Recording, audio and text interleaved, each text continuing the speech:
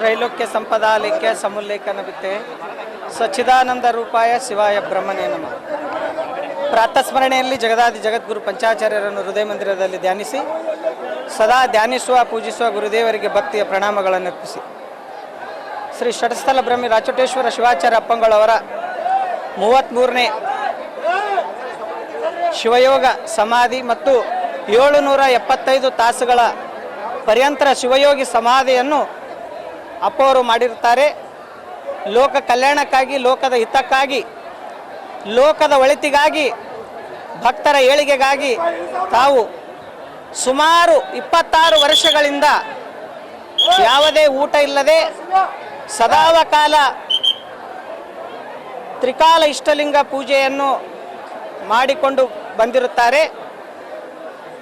16ನೇಯ ಶಿವಯೋಗ ಸಮಾಧಿ ಮತ್ತು 60ನೇಯ ಅನುಷ್ಠಾನ, ಇದು 33 ದಿವಸದ ಬಹಳ ದೊಡ್ಡ ಪ್ರಮಾಣದ ಗುರುಗಳ ಒಂದು ಸಂಕಲ್ಪ ಅನುಷ್ಠಾನದ ಸಮಾಧಿ ಯೋಗ. 775 ಲಿಂಗ ಸ್ಥಾಪನೆ ಮತ್ತು ಇವತ್ತಿಗೂ 75 ತಾಸುಗಳ ಪರ್ಯಂತರ ಸದಾವಕಾಲ ಗದ್ದಿಗೆಯಲ್ಲಿ ಶಿವಯೋಗ ಸಾಧನದ ಮೂಲಕ ಗುರುಗಳ ಬಹುದೊಡ್ಡ ಈ ಜಗತ್ತಿನಲ್ಲಿ ಮಹಾತ್ಮರು, ಸಿದ್ಧಪುರುಷರು, ಯೋಗಿಗಳು, ಋಷಿಮುನಿಗಳು ಬಹಳಷ್ಟು ಜನರ ಇತಿಹಾಸವನ್ನು ನಾವು ಕಂಡಿದ್ದೇವೆ. ಆದರೆ ಇವತ್ತಿನ ದಿನಮಾನದಲ್ಲಿ ಈ ಜಗತ್ತಿನೊಳಗ 775 ತಾಸು 33 ದಿವಸ ಮಾಡಿದಂಥ ಪವಾಡ ಪುರುಷ ಎಂದೆಂದರೂ ಕೂಡ ತಪ್ಪಾಗೋದಿಲ್ಲ ಅಂತಕ್ಕಂಥದ್ದು ಈ ಸಂದರ್ಭದಲ್ಲಿ ಹೇಳಬೇಕಾಗುತ್ತದೆ.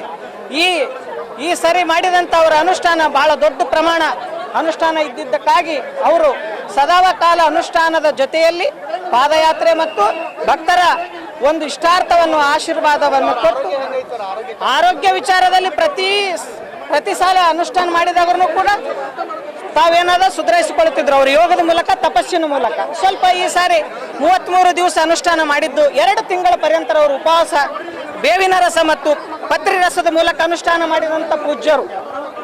ಅದಕ್ಕಾಗಿ ಸ್ವಲ್ಪ ಅವರು ಯೋಗದಲ್ಲಿದ್ದಾರೆ. ಅವರಿಗೆ ಏನಪ್ಪ ಅಂದ್ರೆ ಇನ್ನೂ ಯೋಗ ಧ್ಯಾನದಲ್ಲಿದ್ದಾರೆ. ನಮ್ಮ ಈ ಲೋಕದ ವ್ಯವಹಾರದ ನೋಡಿ, ಲೋಕದ ಎಲ್ಲ ಜನರ ಒಂದು ಮಾತನಾಡ್ತಕ್ಕಂಥ ಶಬ್ದ ಆಗಲಿ, ಅವರ ವಿಚಾರಗಳು ಮತ್ತೆಲ್ಲರನ್ನು ದೃಷ್ಟಿಯನ್ನು ಹಾಕಿದ್ದಾರೆ. ಪೂಜ್ಯರ ಒಂದು ತಪೋಶಕ್ತಿಯಿಂದ ಇವತ್ತು ಅಂತೂರು ಬೆಂತೂರು ಗ್ರಾಮ ಸಾಕ್ಷಾತ್ ಪರಮಾತ್ಮ ಇಳಿದು ತಮ್ಮೆಲ್ಲ ನೇತ್ರ ದೃಷ್ಟಿಯಿಂದ ಎಲ್ಲರನ್ನು ಆಶೀರ್ವಾದ ರಾಚೋಟೇಶ್ವರಪ್ಪರು ಮಾಡಿದ್ದಾರೆ ಅಂತಕ್ಕಂಥ ವಿಚಾರ ಕೂಡ ಈ ಸಂದರ್ಭದಲ್ಲಿ ಹೇಳಬೇಕಾಗ್ತದೆ. ಶ್ರೀ ರಾಚೋಟೇಶ್ವರ ಮಹಾಸ್ವಾಮಿಗಳು ಅಂತೂರು-ಬೆಂತೂರು, ಗದಗ ತಾಲೂಕು, ಗದಗ ಡಿಸ್ಟಿಕ್ಕಿನ ಅಂತೂರು-ಬೆಂತೂರು ತಾಲೂಕಿನಲ್ಲಿ ಇಲ್ಲಿ ಶಿವಯೋಗ ಸಮಾಧಿಯನ್ನ ಕೈಗೊಂಡಿದ್ದಾರೆ. ಸತತ 33 ದಿನಗಳ ಕಾಲ ಶಿವಯೋಗ ಸಮಾಧಿಯನ್ನ ಪಾಲ್ಗೊಂಡಿದ್ದಾರೆ. ಇದಕ್ಕೆ ಬೇರೆ ಬೇರೆ ರಾಜ್ಯದಿಂದ ಎಲ್ಲ ಜನಸಮೂಹ, ಅಂದ್ರೆ ಎಲ್ಲೋ ಒಂದು ಚಿಕ್ಕದಂತಹ ಹಳ್ಳಿ ಇವಾಗ ಕರ್ನಾಟಕಾದ್ಯಂತ ಅಥವಾ ಎಷ್ಟೊಂದು ಬ್ರಾಡವಾಗಾಯ್ತು ಅಂತಂದ್ರೆ ಹೇಳಕ್ ಆಗ್ತಾ ಇಲ್ಲ, ಇಲ್ಲಿ ನೋಡಕ್ಕೂ ಆಗ್ತಾ ಇಲ್ಲ, ಅಷ್ಟು ಜನ ಸಮೂಹ ಇಲ್ಲಿ ಬರ್ತಾ ಇದೆ.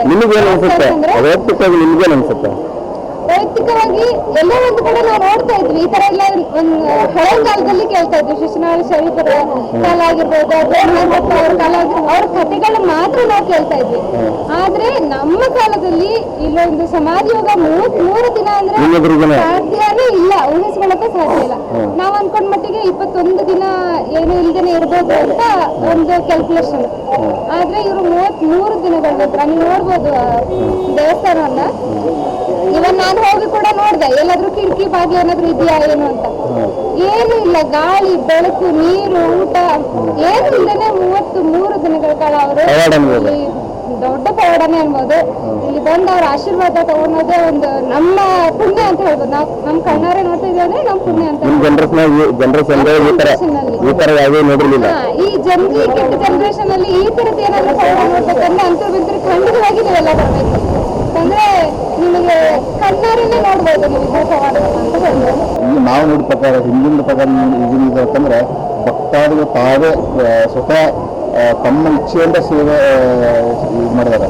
ನಮ್ಮ ಅಂತೂರು-ಬೆಂತೂರಿಂದ ಅವ್ರಲಿಂದ ನಮ್ಗೆ ಹಿರಿಮೆ ಇದಾಗಿದೆ. ನಮಗೂ ಒಂದು ಬುಧೇಶ್ವರ ಮಠದ ಹಿಂದೆ ನಾವು 275 ವರ್ಷ ಬಾಳದ ಅಂತ ಬುಧೇಶ್ವರ ಸ್ವಾಮಿ ಕೇಳಿದ್ವಿ. ಅವ್ರ ರೂಪದಲ್ಲಿ ಬಂದಾರಂತ ನಮ್ಗೆ ಈಗ ಅನಿಸುತ್ತೆ. ಅವ್ರಲಿಂದ ನಾವು ಅಂತೂರು-ಬೆಂತೂರದ ಹಿರಿಮೆ ಅಂತ ನಾವು ಹೇಳ್ತೀವಿ. ಇವತ್ತು ಏನೇನು ಕಾರ್ಯಕ್ರಮ ಅಂತಾರೆ? ಅವ್ರಿಗೆ ಇವತ್ತು ಲಾಸ್ಟ್ 33 ದಿವಸ ಅಂದರೆ 3 ದಿವಸ ಅಂದರೆ 770 ತಾಸು ಅವರು ಮೌನವಾಗಿ ಮಾಡಿದ್ರು. ಅವರು ಇವತ್ತು ಮೌನ ಮುಗಿಸ್ಕೊಂತಾರೆ. ಮುಗಿಸ್ಕೊಂಡು ನಾಳಿಂದ ಉಳಿವಿ ಯಾತ್ರೆಯನ್ನು ಕೈಕೊಳ್ತಾರೆ.